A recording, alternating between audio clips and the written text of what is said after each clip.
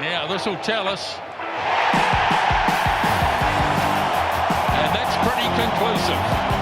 Still going. Close. I think he got it down. How strong is he?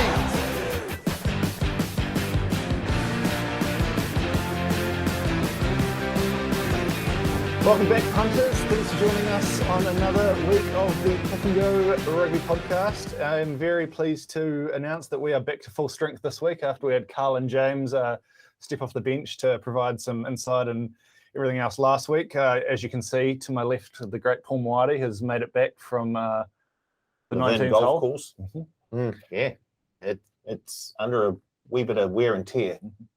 Unfortunately, a number of fairways had been affected by a large amount of rain that they received there. Yeah. How about O'Malley's? Was that in good shape though? We stopped at the railway in Otaki. Yeah, of course. And that was good. Great spot. And also joining us via the magic of the internet, resplendent as the 2016 Hurricanes replica shirt you've got there, Richard Laddie. I believe it is, yep. Bought from a man in Bali. He told me it was authentic and real, so I'll take his word for it. Got a bit of a deal for it, but yeah, happy to be back. Had my 7-day COVID stand down, and I'm back and ready to fire up for another week.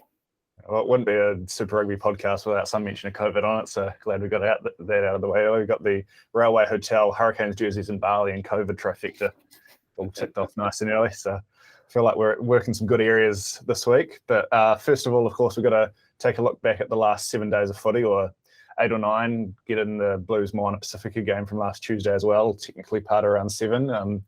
Do the usual sort. What did you learn from last week's footy, Paul? I think the favourite colour of referees is red. They like flashing it about a wee bit. Yes, they do. It was look. I thought the game on was it Sunday down at the Tin. I thought it was a great game.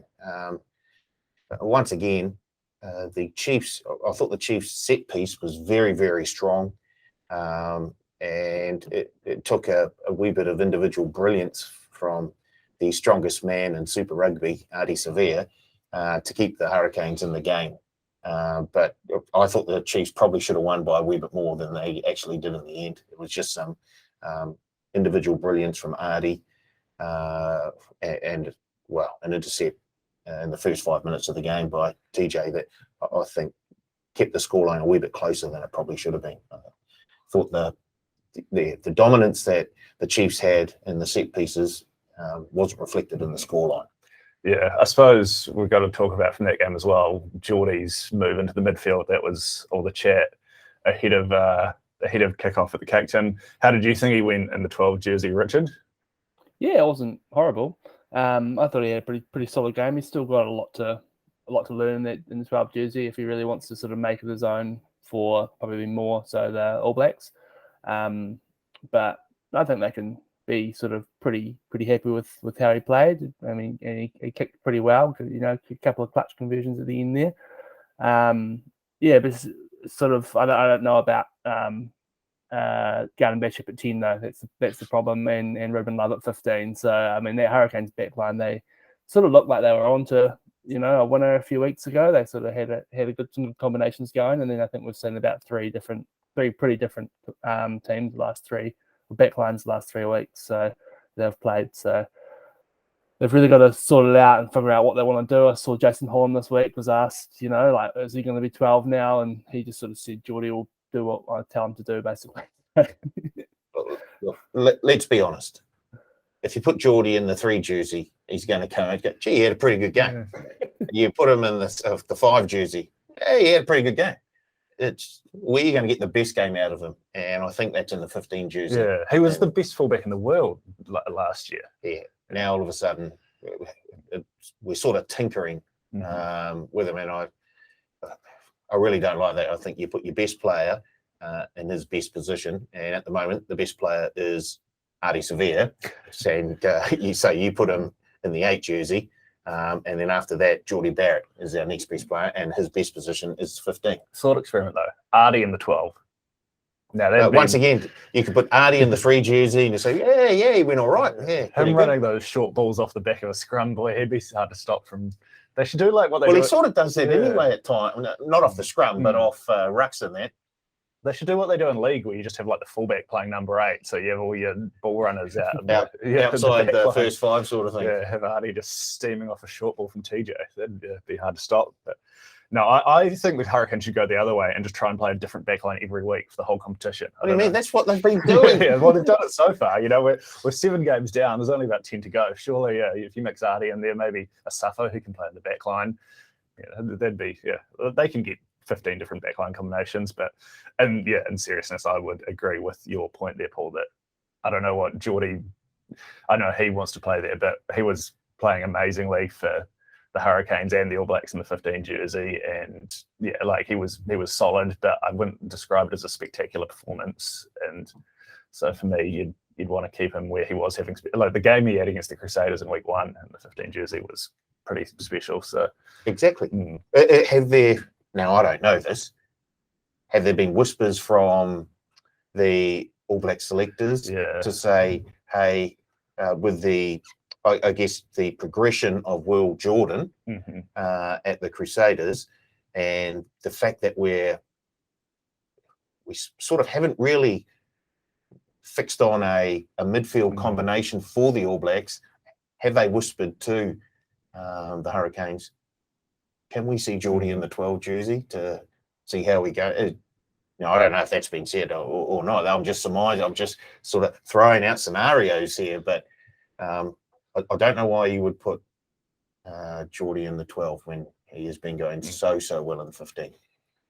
Anyway, I'm sure we'll see more of Geordie in the 12 jersey going forward, and it's not the worst situation to have. He's pretty good at both, but we'll see. I'm going to be rapidly refreshing my screen as we go through this podcast, because still haven't named. James dropped the news about Geordie moving to 12 while we were recording last week, and I think the Hurricanes published the team 5 minutes after we left the studio. So nothing as of yet, but we'll keep our eyes peeled. How about elsewhere in Super Rugby Pacific last week? The Highlanders obviously had another good performance against the Crusaders, which they've had 2 good performances against the Crusaders and 2 good performances all up this season. Do we think that's just a Southern Derby thing, Richard, or did you see some signs the Highlanders can maybe build through for the rest of the season from that game on Friday night?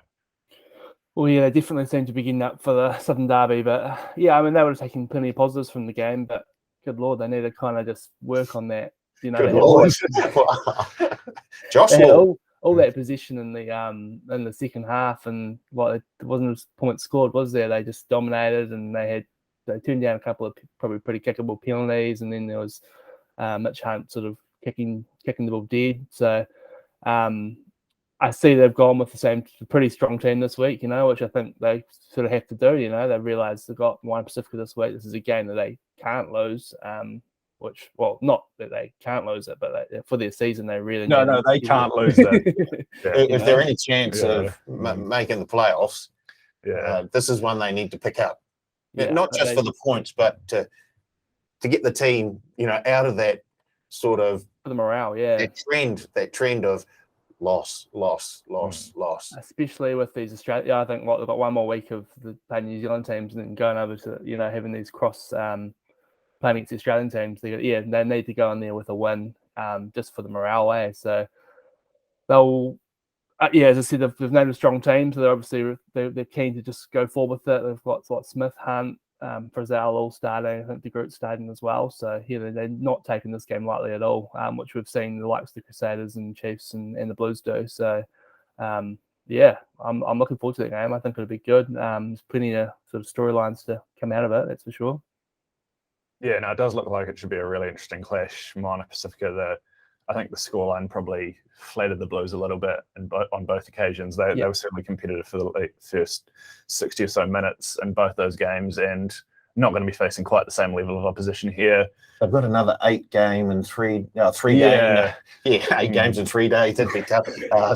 3 games in 8 days coming up again, haven't they? And so obviously the whole squad's going to be getting a good go, but this is the one to target, though, surely. Well, if you're in Moana Pacifica, this is the one where you go, let's put our best 15 out there, have a real good go, try and pick up another win, and then obviously rotate other players in during the that 8-day stretch. So yeah, I agree. Yeah, because you got like the Hurricanes. Well, we know they can beat the Hurricanes, and then the Chiefs at Hamilton next Saturday. So you'd probably think maybe, especially if they do get the 4 points here, they can probably afford to sort of give a few guys a rest maybe next Saturday, and like you don't want to say write it off, but like write it off, but they're going to have to rest some players. They're not going to play the same 23 games in a row. No.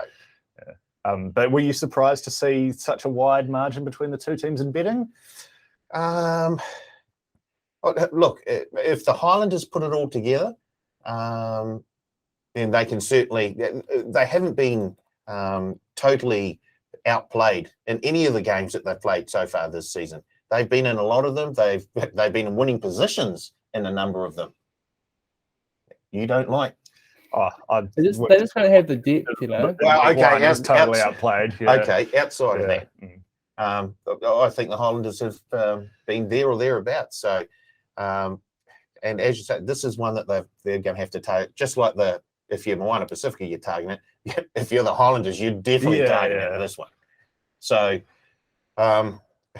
we saw them against the Crusaders last week. That the Crusaders are the benchmark, and they can they were right with them until, in fact, they were ahead of them for a good portion of that game. And once again, the Crusaders were able to get out of jail late. But the Highlanders, what is it, 18.5 at the moment? Has it moved? Yeah, it's right around sort of high teens.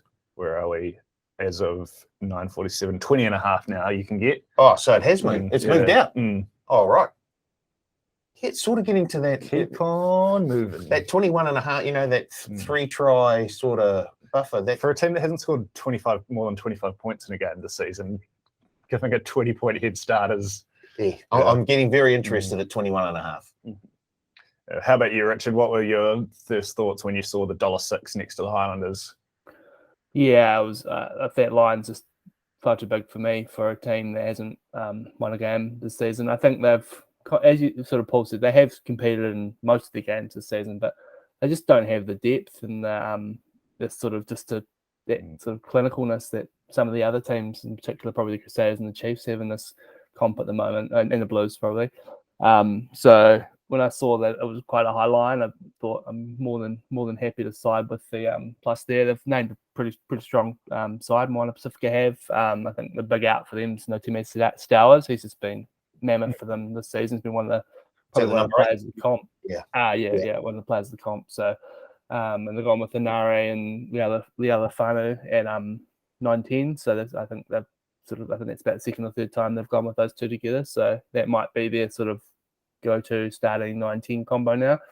But yeah, they've got the midfield back, Tuala and I think Amoa's a massive in it. Yeah, Amoa, yeah. He was awesome against the Hurricanes, aside from a relatively unlucky yellow card. The defensive intensity he brings, he's up in people's faces, and against a Highlanders team who lack a bit of punch in their backline, I think we can see them really.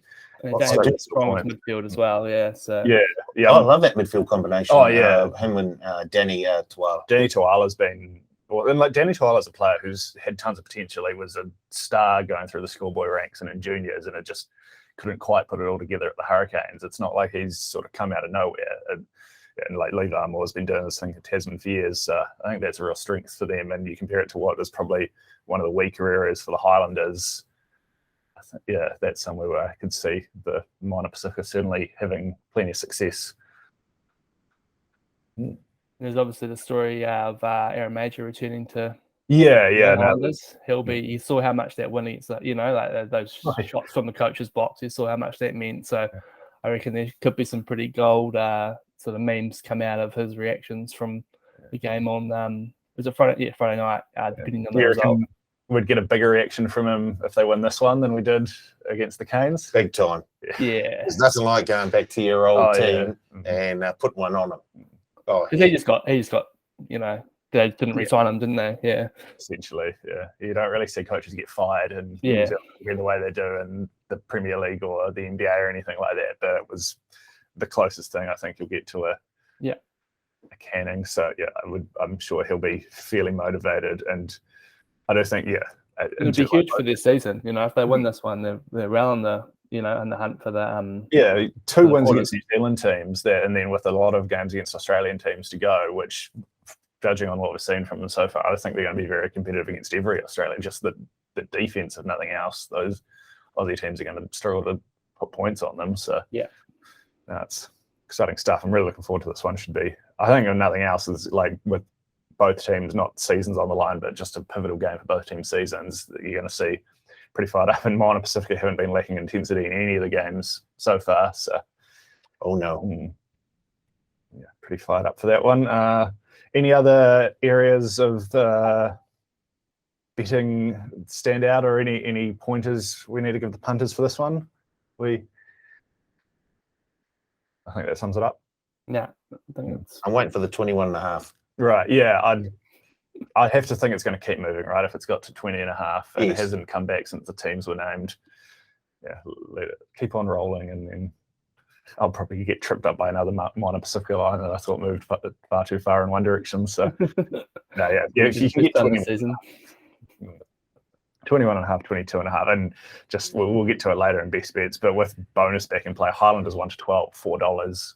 I do think Moana Pacific can win this, but I think anything I'm probably leaning towards a low scoring game. Sort of thinking back to what we saw between the Hurricanes and the Highlanders at the Cake Tin a few weeks ago, where both teams looked sort of allergic to the try line, and then the Hurricanes Moana Pacific game at Mount Smart wasn't exactly high scoring either. That was sort of the Hurricanes had a lot of ball and couldn't do anything with it, which I'd expect Moana Pacifica's defense to hold up just as well here. So $4 with the bonus back insurance looks pretty tasty for mine. I like that. I was looking at that myself as well. Should we? You're talking power plays? No, just Super Rugby bonus back. It's a promotion you're familiar with. Oh, yeah. Oh, you're talking 12 and under? Yeah. Oh, right. What did you think I was? I thought there was some sort of power play where you can get Moana Pacifica at $4 or something, and you get a bonus back if they some sort of power play. Oh, you tweaked my interest there. Right. Yeah. Well, maybe you can talk to the bookies. I know you've got an open line to a few of them. So an open line. See what we can do. Get on the hangouts after this and whip something up for the punters pool. We'll head along to the Cake Tin.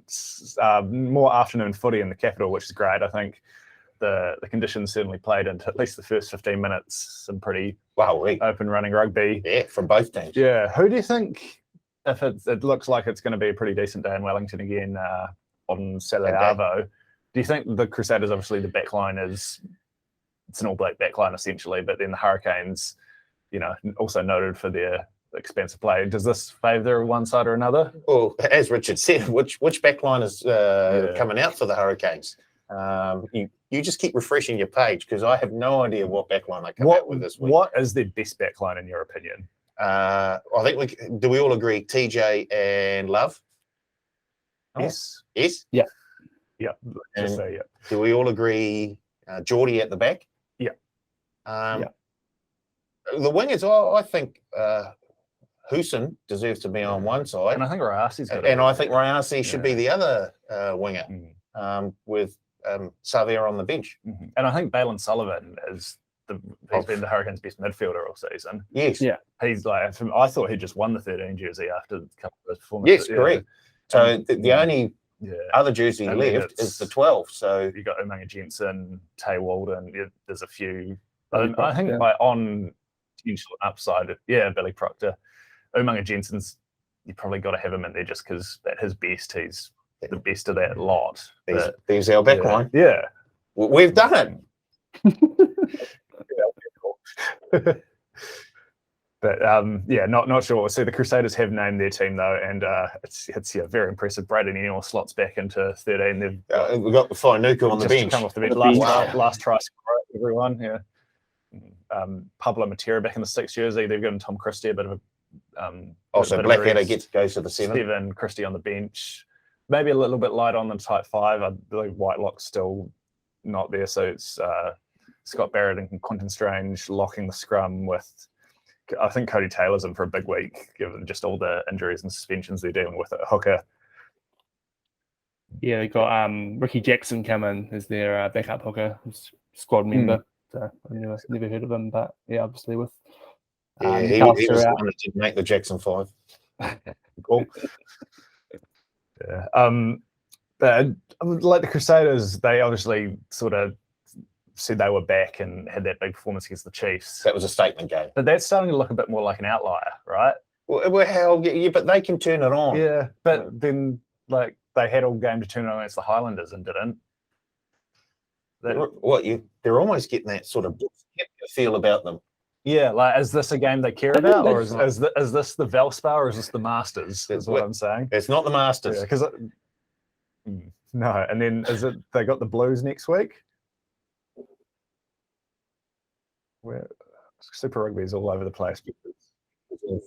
Okay, so I did have They do, don't I believe they do. Yeah, one of the postponed games. they're probably looking forward to that one more than they actually look at. I'm not saying that this isn't a big game. I'm just saying if they rate them, they'd probably rate the Blues game higher than they would the Hurricanes this weekend. So, they may have their foot off the gas slightly. Although, as you say, there's a few players that are coming in again who want to put their hands up. Although there are a number of players who had the opportunity to put their hands up against Moana Pacifica and didn't really do that with a lot of enthusiasm, to be fair. So, yeah, maybe you've almost talked me into the Canes a wee bit. You famously backed to the Crusaders to much success a couple of weeks ago in your last appearance on the pod, Richard, but your dress would suggest you might be leaning another way. Which is it, heart or head?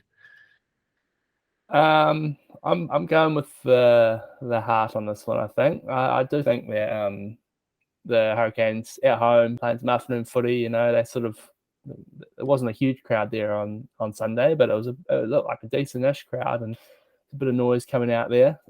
So I reckon they might get up. The Hurricanes might get up for this game and make it a lot closer than. Well, not. I mean, what's the line? Is it still about 7.5? Yeah. Make it sort of closer than that. I think obviously there's 1 point in it last week against a pretty good Chiefs team, and we'll remember what happened when these teams. I think it was a Sunday afternoon last year, where Savia had a huge game. I think it was a game he got sent off, but then the Crusaders kind of scored 2 or 3 tries, but then the Canes sort of came back and it got on point. So yeah, I think I'll be siding with the home team in this game. Dubious card. Yeah, I know I've sort of started talking you guys into the Hurricanes, but I'm head over heart here by a lot because like we said, the Crusaders haven't really fired on all cylinders, but we haven't seen an 80-minute performance from the Hurricanes all season really. Like they had a great first 10 in last year against the Chiefs. The Moana Pacific game obviously was, we all know what happened there. And you just saw in that first game against the Crusaders down south, Crusaders only need 20 minutes to put 20 points on them and put that game out of doubt. And on dry, flat track at the Cape Tin with Lester Whanganuku to come off the bench and that backline, there'll be a 15-20 minute period of play at least where the Crusaders just get on top and get a couple of quick tries, and that'll be enough. I'm leaning sort of probably 1-12, but yeah, I think the 7.5 looks too small for me. I think the Crusaders are just the better team here, and they won't need to be at full strength to just win this one. I don't think the Hurricanes are capable of the same defensive performance the Highlanders put together last week, pretty much against a top quality attack. So I'd like to see the lineup first before a definitive sort of decision, but I'm not sure we'll get it before the. No, I think it could be quite high scoring. Like I could see the Crusaders giving up a few points too, just not being at full strength. Maybe one eye on the Blues. The Hurricanes certainly have a much more potent offensive capability than the Highlanders, so they could score a few points. But they're going to have a good track to run on, good conditions. It should be we should see some nice open running rugby again. Should be certainly from one team. Rugby will be the winner on the day. Oh wow, one of those. Yeah, look at me being positive. 27-30 it was in the afternoon game at the Cape Town last year, so 50 plus points. I think it's supposed to be a nice day. Just checking Met service now, 17 degrees high, well, not much wind to speak of. A little bit of cloud, but sun will be out. So yeah, I think I'm with you there for plenty of points. I think from what we've seen of afternoon games in the last couple of years, it seems to be there. They've put on a bit of a show. So I don't know what the over underline will be, but I might be jumping on the over of this game. Yeah, no, I'd like to think that. Who is it? Artie? Is Artie the key man if the Hurricanes are going to tip him up here, or who needs to have a huge performance? No, he always has Yeah. a huge performance. Yeah. So I don't think he's the key man. It's someone else stepping up and going with him. First of all, I think one of the key protagonists in this play is the coach selector. Bearing in mind, most people will know the team by the time they listen to this podcast. Exactly. So, having said that, I think Geordie needs to go back to the 15. Love needs to go back into the 10. And then they need to work a few things out after that. But Even if it's Ruben at 10 and Geordie at 12, I wouldn't. yeah, it's still not their best. no. I don't think it's their best lineup. I don't know who plays 15 then, maybe Wes, but the idea of Ruben and Geordie playing next to each other does at least, I think that could be pretty fun. Yeah. Well, Geordie don't mind taking it. Ruben doesn't mind taking it to the line, which. And they're both so explosive, they sort of get a bit of space out back. You could do so much with their sort of dummy runners. There was the try that Julian scored in the corner, was Ruben drifting out back after he'd been moved to 10 and then hitting Julian out wide. So yeah, I think that it's not a player that has to stand up. I think the tight five have to really stand up in those set pieces to give the backline a nice solid foundation to work off. So if they can do that, I think the Canes are certainly a chance. But yeah, waiting for the lineup. Is there anyone you have got your eyes on pending team list, Richard, hoping for a big game from as a Hurricanes fan?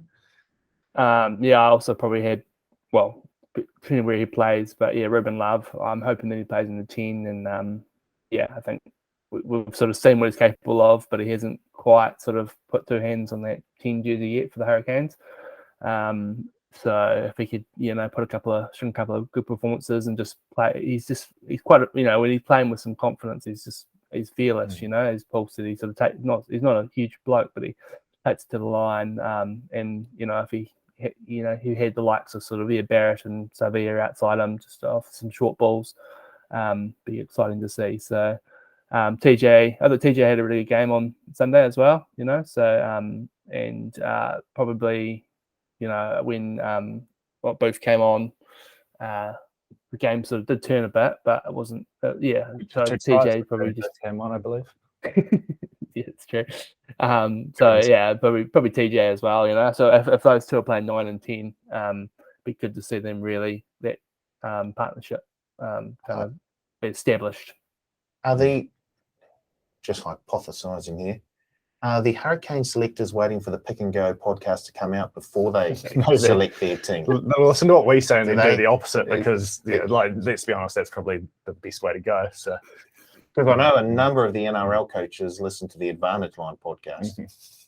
Well, they just, after spending that much time with Blake Ashford during his career, they know any time they. Big time. Yeah, he's a wise man. Just on that note, they shout out to the Chiefs for naming their teams nice and early every week. It's much appreciated as a content producer. 8:00 on the dot every Thursday morning. But, it's so a few weeks ago again Wednesday. All the teams on Wednesdays, But it's not a state secret, guys. They know who's in your squad. They know who's probably going to play, unless you play in Hurricanes. But should we move on to the aforementioned Chiefs, who game of the round for sure, FMG Stadium, 7:05 Saturday evening. The Blues heading down the Waikato Expressway to try and complete a clean sweep over the Chiefs. Probably the first time since Zinni and Fitzy were running around. I have to imagine close to it. That's a while ago. Yeah, obviously they got the biscuits in week 3 at Eden Park after Bryn Gatlin couldn't quite nudge that penalty over right at the end. Bryn he gets a chance back in the 10 jersey. Gets a chance to redeem himself. Do you Chiefs slight betting favourites? I think at about $1.70 time recording. I don't know if that's moved following the naming of the team. What were your early thoughts on this one, Richard? I thought the line was about right there. You know, I think I do think it'll be a close game. But I think the Chiefs at home favourites. Chiefs, I think their loss to the Crusaders was their first game they'd lost in about 10 games. So they're obviously it's a bit of a fortress, FMG Stadium. Never easy to sort of travel there. And they'll be wanting to avenge that loss back in, what was it, round 3, was it? So something like that. Yeah. And so they've won. The Chiefs have won 9 of the. The Chiefs won 9 of the last 10 at home versus the Blues, and then 7 of the 8 overall. So at home recently. So yeah, they got a good record. The Blues, that horror season a couple of years ago when yeah.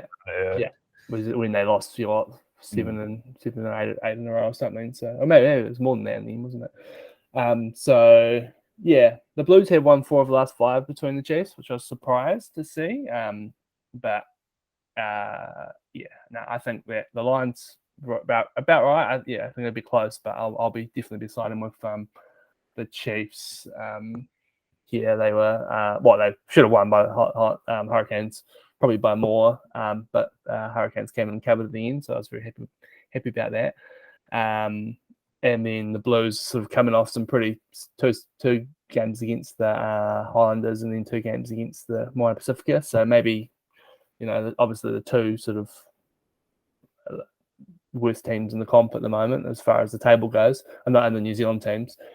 So there might be a bit more, this will be a bit more of a physical upfront battle, I think, and they might, they won't be able to, Kirkland won't be scoring 3 tries again, we'll just say that. Keeps this 4 back. Wouldn't roll it out the way they've rolled the Yeah, good. Yeah. Hookers are just. Don't worry, I've got a lot of hookers noted down on my notes here. They're having a great old time. It was so good. I'd backed him for a double, but not a hat trick. But it was. I know people are off the rolling ball, and it's but it's just great as a punter. Like it was $2 or close to it to score a try. What, $2? It was close to it. Yeah, I think it was. What was he for a double? $4.50, $5 range, from what I recall. Ooh. Let's Chiefs pack it. Yeah. Are we at all concerned though? The Chiefs, obviously, we sort of before the season we were just absolutely raving about the depth and the tight 5 and the locks in particular. Now Brody's obviously out for a while, and Tupuva's missing this as well. Obviously, Josh Lord and Naitoa Akoi both pretty good locks in their own right. Lord and All Black already, but they're not Brody and Vai. Is there, especially against another pretty strong pack, maybe the second strongest pack in the comp, does that become a concern for you, Paul? No, I don't think so. Mm-hmm. I think those 2 lads can step up to the plate and actually deliver. They've got enough experience around them, and they're very good players in their own right anyway. So it's not like they're throwing in a couple of rookies. I think they'd both start for probably most other franchises, apart from maybe the Crusaders. Correct. So I see no problems with that, and I do like the Chiefs' chances this weekend. I think they're a very, very good bet. They are really just rumbling along very, very nicely, and at times have been the best team in the competition. So I think they'll be happy that they got out of town with the win last weekend. But I think they'll be very, very keen to put things right after that close loss against the Blues at Eden Park a while ago. And I think they've got enough guns there to do it. This is another game we were sort of touching on home field advantage in the finals and things already coming into consideration a couple of weeks ago. But with that, the Chiefs having that win over the Crusaders, the Blues probably need to win this and that race for maybe second and third and a home semi-final. But I think the concern for the Blues, right, it's got to be the backline. Caleb Clark's going to be missing this one after. We didn't really touch on that, but yeah. What did he get in there? 3 weeks. 3 weeks. There was no malice in it whatsoever. No. But also, like, he did knee the guy straight in the face. Like, I thought it was a clear red card. I didn't really get what. Yeah, I know. I'm with you, Petra. Should they have both been sent off? He couldn't disappear. Where was he supposed to go? But when you leave the ground at that velocity and have your knee pointing out like that, you've kind of just got to be responsible for your body's going at that stage. Like, just don't try and charge the ball down. Well, maybe your head shouldn't be there. I'm just throwing it out there. That's fair. It's very hard to argue with that, Paul. But I'm not. I think the reason, no, obviously, it was probably the least amount of malice of all the red cards we've seen recently. It's one of those, but probably still deserve. I mean, I'm surprised. I thought maybe we would get 1 or 2 weeks. Probably surprised we've got 3 weeks. Yeah, same with some of those other ones where there's a lot more sort of malice and I don't know, mitigating. They got the same amount as the Shiloh Klein red card, where he just essentially dipped his shoulder and tried to take De Groot's head off. Yeah. And they drew a captain. I can't remember what his name is, but his I didn't think that was too bad, personally. Well, it was sort of like late. But he was like, I sort of thought because the ball popped up and he sort of took his eyes off the player and just left his arm hanging out. It also looked worse than it did because the Australian TMOs seem to have these. I don't know. I don't want to get stuck into this because we're talking about a really good game of rugby and red card chat is interesting to know. Remember Geordie's one where I do. He went up with and he wasn't that the first time they played the new off for 20 minutes and then he came back up. That was the first player to actually in international rugby. I think they'd already had it in Super Rugby because it was Super Rugby. Tasman. Daniel McKenzie, I think. Yeah, Hurricanes Chiefs, where 2 Chiefs got sent off, or so there was ended up 14-13. Scott Scrafton got a late red for the Hurricanes as well on Sunday Arvo, but in that instance though, I think the difference between that and the Caleb Clark one was Korobidi ran into Geordie's boot, whereas Caleb Clark came from a distance straight into Marcio's face. You say tomato. All right, back to the really good rugby we were talking about. Because what I was saying was Caleb Clark, Roger Tuivasa-Sheck also not available for this game. We're a bit concerned about the Blues, maybe strike power being diminished in their backline. The Chiefs had no ball and still, I think, defended pretty well for the most part against the Crusaders. They just got worn down. Can we see? I don't think the Blues can sort of control the game like that. Do we think they're going to be able to score enough points against this Chiefs defence? Well, Bodie obviously increases their chances of very good at rugby, scoring a few points. But I think RTS, although we haven't seen a lot of him, does make a huge difference to that Chiefs backline and the balance of that backline. I'd still prefer to see Rico on the wing as opposed to the 13 jersey. But once again, I don't know if the All Black selectors have had a little whisper again. Would like to I think they've just got so many options on the wings, right? They do have an abundance of riches, whereas they don't really have the same depth in the midfield. It's the same, especially with RTS. Not there. Yeah, you could make an argument both their first choice midfielders would be better as outside backs, but then when you've got Talia, Clark, Rakamotovuki, Nepkins, Zahn Sullivan, and Perifeta who can both play fullback, so maybe we need some sort of trade system in Super Rugby. I'm staying out of that one. I didn't really have anyone in mind. I'm just sort of saying things at this stage, trying to talk about red cards. Next, you'll have a draft system. That was great when that happened. I was at Tuiava at the Hurricanes in 2006. Good times. Yeah, we should go back to it. Yeah. Or no, I won't get into it. No. We're moving on. I did say one other point I had noted down here before I got horrifically distracted was Nankivell back in the midfield with Leonard Brown, Quinta Tupara on the bench. Do you think that signals anything? I thought Nankivell was excellent in both games against the Crusaders.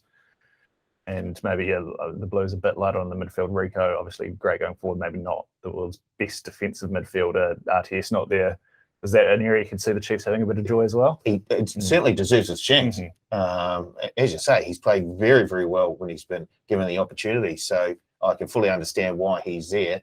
And to have an All Black coming off the bench, I just think, once again, it goes to show that the depth that the Chiefs have built in that squad over the past couple of seasons is really coming to the fore now. So, usually when teams do this sort of thing, you think, they've lost a wee bit of experience there. There's maybe a slight sort of drop in sort of the level of performance, but no, they they're able to keep that high level of performance regardless of who they have and whatever number jersey they decide to choose. So, no, I really like the look of that Nankivell. Yeah, no, I've been impressed with him. How about you, Richard? You took the Chiefs on to great success a couple of weeks ago. Are you keen to do it again? I'll be siding with the home team. Yeah, I think it was on the Nankivell. Yeah, he's a player who sort of last season I didn't really get to, I didn't really rate him too highly, but yeah, this season he's getting better every week. That game against Crusaders, he was huge, and then made the move out the wing last week. So having him in the midfield there, I think him and Leonard Brown. Leonard Brown had a great game against the Hurricanes as well. I think that's probably his best game of the season. So if those two can sort of link up, Josh Ioane out's pretty massive. I thought he was we had a really good game last week as well. Probably his best game in the Chiefs jersey so far. So the Chiefs would be pretty disappointed to sort of have him out. I'm sure he would have loved to have sort of got out there because he hadn't started in about three games as well. So, but Gatlin's back, and when Gatlin's been solid, he made that clutch 50-22 play, and which sort of just put the icing on the cake for the Chiefs in that last game. So, yeah, I think they'll be too strong in this game, and the home crowd. They'll get the home crowd. The cowbells will be ringing, and but I'm looking forward to it. I think it's gonna be a great game. Yeah, no, it should be a lot of fun. I'm also on the side of the Chiefs, so round up the pick and go bandwagon and we'll jump on in times. Right. That pretty much does us for the footy on the side of the Tasman this week, unless there's any other nuggets I've missed. No, not unless the Hurricanes have named their squad, and we know they won't have because we haven't released the podcast yet. Do you want to talk to us about the Friday night game in Australia where the Force taken on the Rebels, Paul? Yes, the Rebels are rubbish, and you should get on the Force as much as you can. Yeah. I think that's all that needs to be said. Yeah. Are the Force much better than rubbish, though? Yes, I think they are. They did smoke the Rebels in Melbourne last time they played. They did. And so if you look at the Australian side of the competition, obviously you've got the Reds and the Brumbies in the top sort of tier of the Australian comp. Then just underneath them, you've probably got the Waratahs. I'd say a fair way underneath them. Yeah. And then the Force. And then there's a big drop down to the Drua and the Rebels. Yeah, it's probably fair. So there's a very much a class system on the Australian side of the competition, and the haves are the Reds and the Brumbies, and the have-nots are the Rebels. If we're power ranking them compared to the New Zealand teams, where do you think sort of Moana Pacifica and the Highlanders and even the Hurricanes slot in? So Moana Pacifica, I think they slot in around possibly just ahead of the Waratahs. Just from what I've seen. So obviously the fact that they've just had an 8-day stretch where they played 3 games, and they've got another 8-day stretch with it. So their squad is really going to be tested by the time they actually get to take on the Australian side. So if they can come through that without too much damage, then I would place them above the Waratahs, but below the Reds and the Brumbies. How about you, Richard? Do you have any of the Australian teams ahead of those sort of lower New Zealand franchises?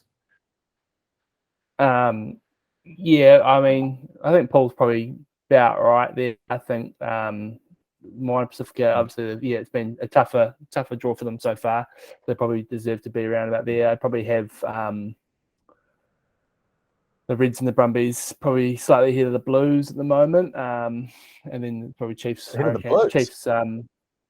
Yeah, I think so. I think I don't know. We'll see what happens. I'm much more optimistic on these Australian teams. They've been the last couple of years, and we'll see if it comes back to sort of bite me in the bum in a couple of weeks' time. But yeah, the Blues, they got those 2 big ones against Moana Pacifica, but wasn't overly convincing. We still don't really know what their sort of best. Haven't had the chance to throw their best backline out there, so we'll see what happens. But and then sort of going down, probably more the Highlanders, and even though the Highlanders haven't got a win yet, they're probably still. I'll probably put them on a power rankings. below sort of the.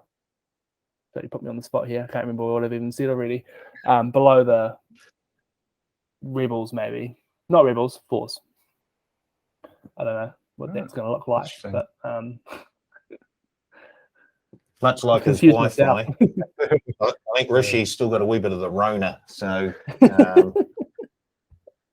Have you been watching a lot of ARU propaganda while you've been in ISO or something?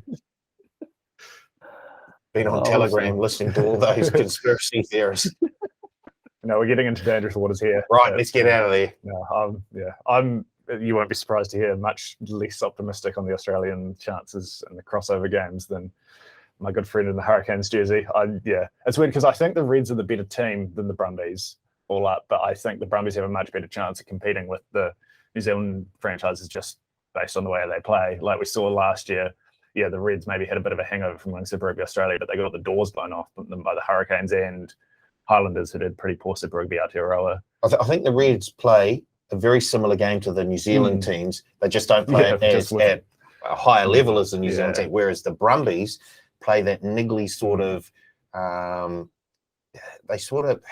they try and put you off your game, and they do it quite successfully at times, and that's why I think I sort of thinking along the same lines as you. They've probably got the better chance of beating a New Zealand team or two. Although I think the Reds are the better team in Australia, just the style of rugby that they play. I'd probably have the top 4 New Zealand franchises and then the Highlanders, Brumbies and Reds in one little sort of mini group below them, then Moana Pacifica, Pacific Ocean, the Atlantic Ocean. Wow. Then the Waratahs, Force Drua, and then the Rebels. So, that's about where I'm leaning. But speaking of, do you want to chat to us about the Druas clash with the Brumbies on Saturday night at Suncorp Stadium? You're down here. Oh no, sorry, you are. I was like, got out the only one going on. Jesus. I know there's been a lot of love for the Drua on this podcast this year, but I think that this will be another tough one for them. They had a bit of a good patch about 3 or 4 weeks ago, but they've had a couple of bad losses the last few weeks.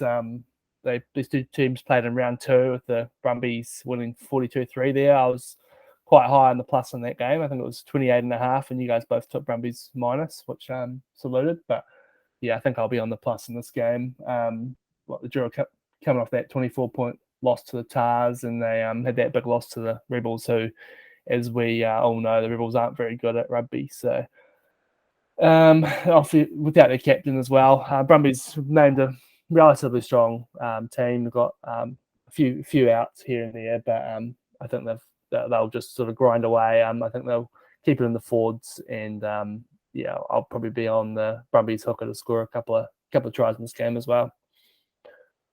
Yes, Billy Pollard's name is on my notes. That's it. But I think he made his Super Rugby debut off the bench in the first game between these two and should have scored 3 times. He made a great break down the left wing at one stage and just got caught by the fullback. He's a super talent. He scored a crazy try for the Australian schoolboys against New Zealand schoolboys a year or 2 ago as well. So hopefully we get to see him get a good run out. But I think pretty much what you said, right? Like we talk about the Brumbies having a good style for the New Zealand games. They also have a good style for just beating up on teams worse than them. So I think this will, This is a beat up. Oh, yeah. I don't know what the line is. I was just trying to find that while Richard was talking, so I apologize for repeating anything. But 8.5 when I last checked. I don't know if it's moved, but it's still 8.5, which is much lower than the 28.5 last time they played for some reason. Obviously not in Canberra, but I don't think a 10-point swing is worth it. And actually, on that note, should we get to best bets? Because I think I just changed mine. You've talked yourself into something. Well, I had like 3 other different ones down here, and I hadn't decided. But I'll kick it off. I'm going to take the Brumbies minus 8.5. I think that's a great bet. How about you, Paul? Fair enough. Force minus. Was it 7.5? About that. I'll take your word for it. Actually, no, I won't. But it was the last time I looked. Carry on. Give us your best bet, Richard, while I fact check Paul.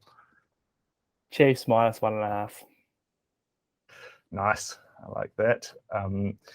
How about a bit of value for the punters, Richard? I've gone with the try bet again. I've got the Highlanders versus the Moana Pacifica, either team to win by 7.5 or under at $4. I do think it'll be I love that. yeah, closer. So $4 for that. Because upset's not out of the cards completely, but to take that, 7.5 for the Highlanders as well. Under. Yeah, no, so Moana Pacifica plus 20.5 was my original best bet I had written down, but I feel much better at Brumbies. What's your value bet for this week, Paul? Chiefs 12 and under. Same here. Oh, love it. I think I can't see them winning in a blowout, but I think they can get the job done.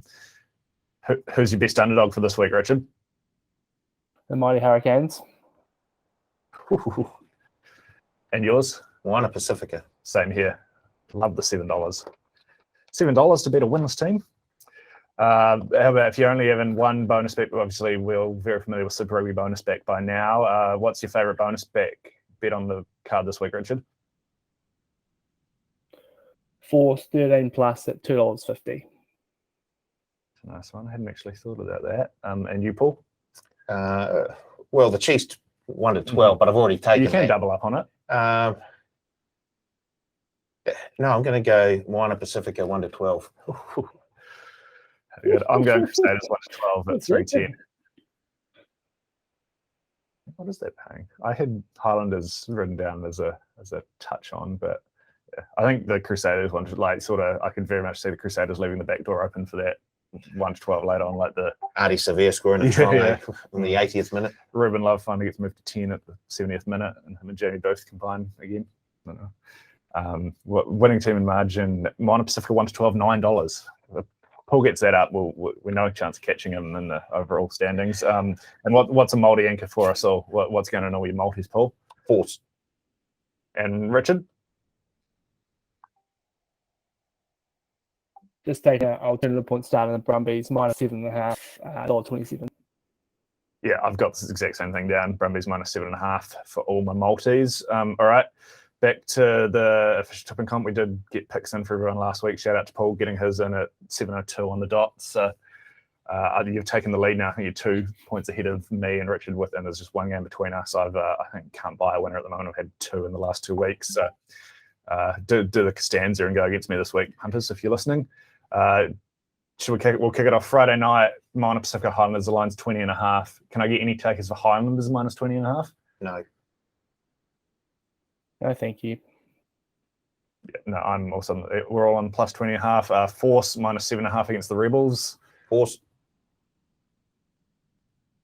Richard? Force.